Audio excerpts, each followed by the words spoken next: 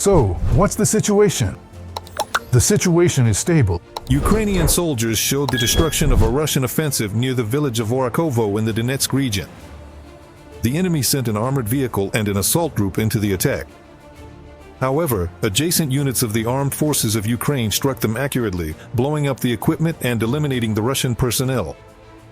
And near Kostiantynivka in the Kramatorsk district, Ukrainian defenders destroyed AT-62 tank vehicles as well as Russian electronic warfare equipment called Stora, and eliminated more than 30 Russian soldiers whom their commanders had thrown into the so-called meat storm. They don't care about their people, and they don't care about their equipment either. The calculation is this. At least some part of the way, these soldiers will make it through on armor, which is disposable. It will be destroyed. According to the Ukrainian General Staff, nearly half of all recorded Russian assaults on the front took place specifically in the Pokrovsk direction. The invaders unsuccessfully tried to break through the Ukrainian defenses in the areas of nearly 24 settlements. The soldiers note that on the Pokrovsk bridgehead, the number of Russians surrendering to the armed forces of Ukraine to save their lives has increased. The fighters also shared a story about one incident when a Russian soldier even carried a downed Ukrainian drone, shot down by the enemy, for several kilometers. They walked 6 kilometers, and the whole way he dragged that heavy drone so that our guys would have something to carry supplies, water, and food with. That's the kind of benefit he brought us. Even though the drone weighs 20 kilograms, he carried it without complaining. The situation also remains difficult in the Kostiantynivka, Lyman, southern Slobozansky, Kupiansk, and Alexandrovka sectors of the front.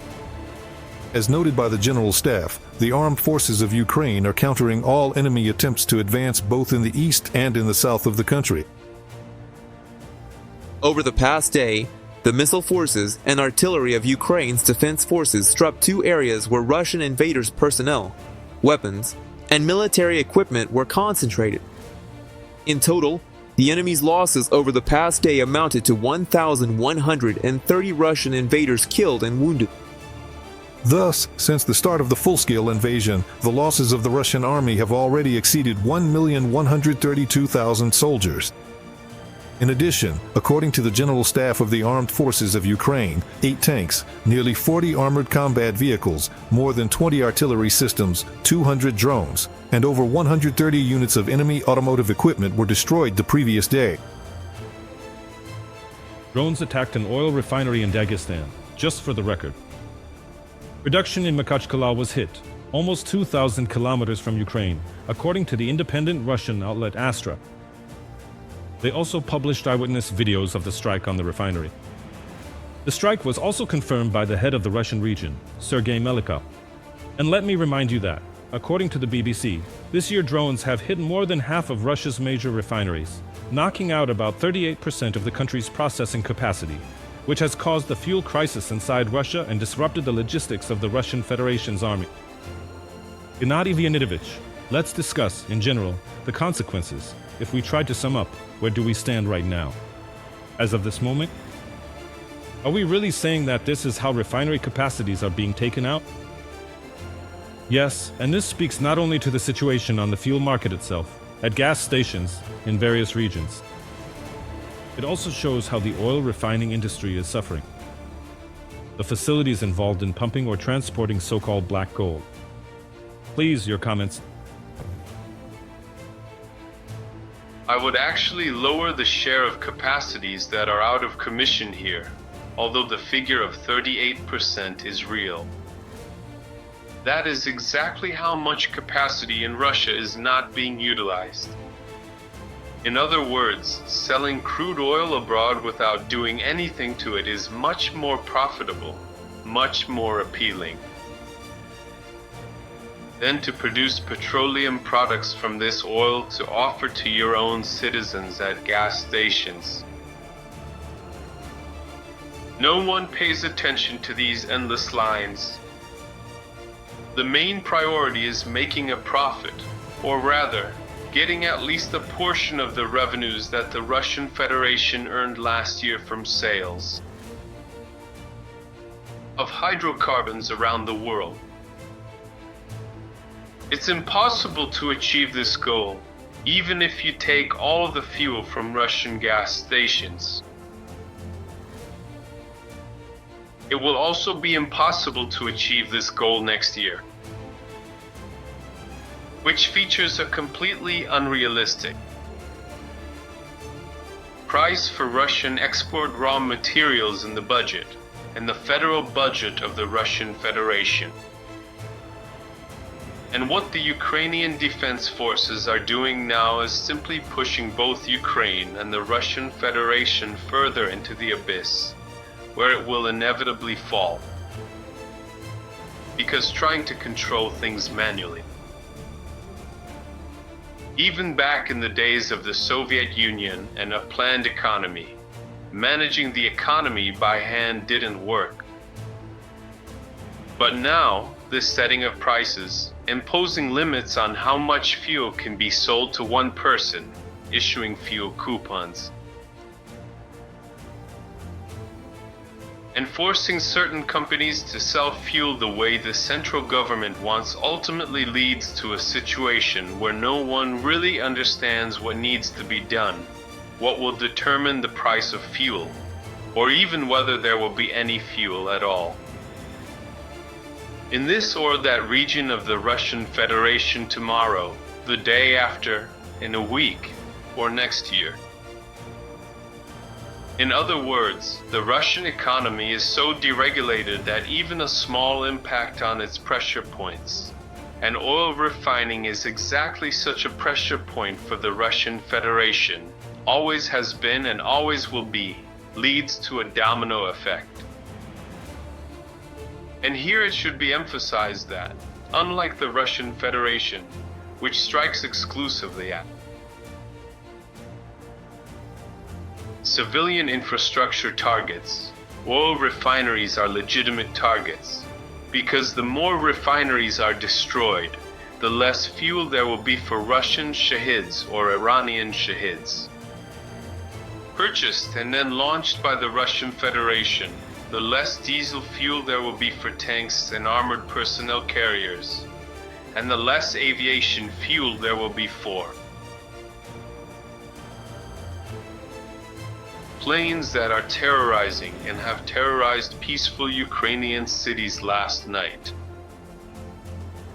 That's why we need to keep going. I think that if these strikes become more systematic in the future, then not only will there be minus 38% capacity,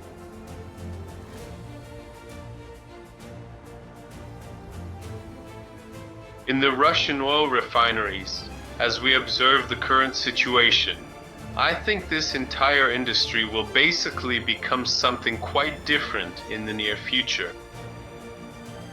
And Russia, from being a gas station country, will turn, and is already, by the way, turning into an importer of gasoline and other hydrocarbons. So, what is the overall situation now on the oil markets for the Russian Federation? And how might it try to get out of this situation when Putin claims, oh, we'll just increase production, no problem, we can handle anything? But here the question arises, how realistic are his words? I think he mentioned something like 510 million tons, right? He threw out that number, saying they have the capacity to ensure that level of production and accordingly solve certain problems. But what do you think about that? Do they actually have those capabilities overall? Because, as I understand it, those, well, let's put it this way. The wells that exist up to now are somehow being depleted, and as for new ones, they're working on them. But is it even possible? If there's the will, are there actually the means, considering the sanctions that are in effect one way or another?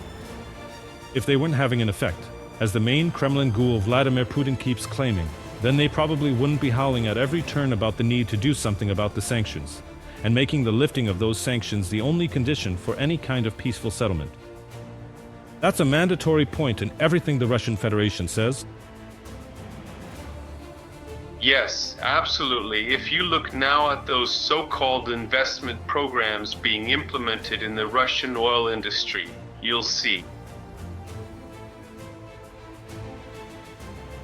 a return to 20th century technologies disguised as innovations. because the sanctions don't allow Russian oil companies to acquire anything modern. And what's more, there's no money. The money has gone to those levies imposed by the federal and local budgets. Well, first and foremost, it's the federal budget, of course, that takes from the oil and gas sector, and these are essentially levies. And they're so high that fuel prices in the Russian Federation have nothing to do with oil prices. It's absurd, but it's a fact. And of course,